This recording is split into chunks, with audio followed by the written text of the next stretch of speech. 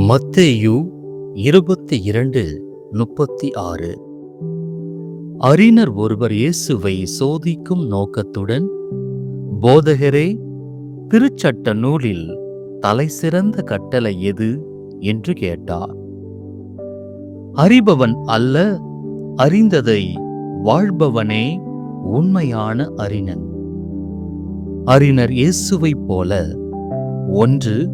தந்தையாம் ஆண்டவரை அன்பு செய்வோம். 2. நம்மோடு வாழ்பவர்களுக்கு நன்மை செய்வோம். 3. இவ்விரண்டையும் நாம் செய்து பிறரையும் வழிநடத்துவோம். இயேசுவே உண்மையான அறிஞர்.